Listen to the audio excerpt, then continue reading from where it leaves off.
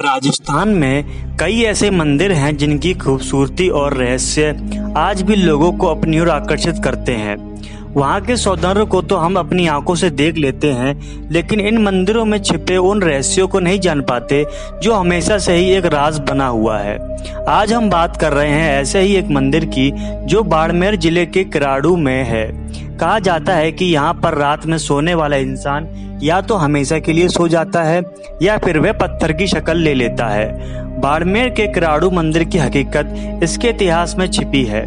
कोई कहता है कि मुगलों के कई आक्रमण झेलने की वजह से आज ये जगह बदहाल है, लेकिन यहाँ के स्थानीय लोगों की माने तो एक साधु के शाप ने इस मंदिर को पत्थरों की नगरी में बदल दिया। ऐसी मान्यता है कि काफी बरसों पहले यहाँ एक तापसी साधु अपने शिष्य के साथ रहता था। एक बार वे देशाटन के लिए गया, लेकिन अपने प्रिय शिष्य को गांव वालों के भरोसे आश्रम में ही छोड़ गए। उन्हें भरोसा था कि जिस तरह से गांव के लोग उनकी सेवा करते हैं, ठीक उसी तरह से उसके शिष्य की भी देखरेख करेंगे।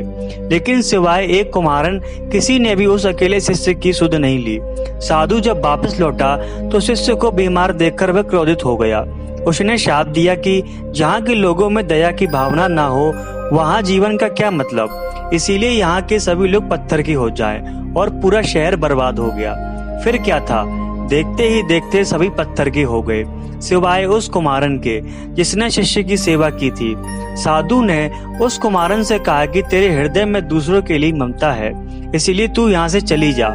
साथ में चेतावनी भी दी कि जाते समय पीछे मुड़कर नहीं देखना, वरना तू भी पत्थर की हो जाएगी। कुमारन वहाँ से तुरंत भाग खड़ी हुई, लेकिन जाते वक्त उसके मन में अचानक एक बात आई कि क्या सच में किराड़ू के लोग पत्थर के हो गए हैं। यह देखने के लिए वह जैसे ही पीछे मुड़ी, वह खुद भी पत्थर की मूर्ति में बदल गई।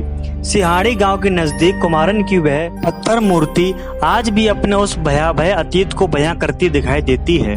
इस कहानी में कितनी सच्चाई है कोई नहीं जानता, लेकिन इतिहासकारों की माने तो 14वीं शताब्दी तक किराड़ू मुगलों के आक्रमण से तो बचा हुआ था। ऐसे में शायद यह साधु का शाप ही था जिसने इस देवालय भूमि को पत्थरों के वीराने में बदल दिया। कभी बाड़मेर का यह इलाका किराड़ू शिव, विष्णु और ब्रह्मा के मंदिरों से समृद्ध था। आज भी है, लेकिन बदहाल अवस्था में। देवालयों की इस भूमि में अवशेष है तो केवल 5 मंदिरों के अवशेष। इनमें एक भगवान विष्णु और अन्य 4 भगवान शिव के हैं। कहा जाता है कि बचे हुए विष्णु मंदिर से ही यहाँ के स्थापत्य कला की शुरुआत हुई थी, जबकि इन 5 देवालयों में सबसे बड़े सोमेश्वर के खंडर को इस कला के उत्कर्ष का अंत माना जाता है। मंदिर का अलौकिक और अद्भुत सौंदर्य स्थापत्य कला के लिए मशहूर इन प्राचीन मंदिरों को देखकर ऐसा लगता है मानो शिल्प और सौंदर्य के किसी अचरज लोक में पहुंच गए हों। पत्थरों पर बनी कलाकृतियां अपनी अद्भुत और बेमिसाल अतीत की कहानियां कहती नजर आती हैं। खंडरों में चारों ओर बने वास्तुशिल्प उस दौर के कारीगरों की कुशलता को पेश करती हैं। नीम के पत्थर से लेकर छत के पत्थरों में कला का सौंदर्य पिरोवा हुआ है। मंदिर के आलमन में बने गजधर, अश्वधर और नरधर, नागपाश से समुद्र मंथन और स्वर्ण मृग का पीछा करते भगवान राम की बनी पत्थर की मूर्तियां ऐसी लगती हैं जैसे अभी बोल पड़ेंगी। ऐसा लगता है मानो ये प्रतिमाएं शांत होकर भी आपको खुद के होने का एहसास करा रही हैं। मंदिर के अंदर की खूबसूरती तो और भी बेमिसाल है। छतविहीन मंदिर के आसपास स्थित 44 स्तंभ यहाँ के इतिहास को पल भर के लिए जिंदा कर देती हैं। पत्थरों की ऐसी कारीगरी आपको शायद ही कहीं देखने को मिलेगी।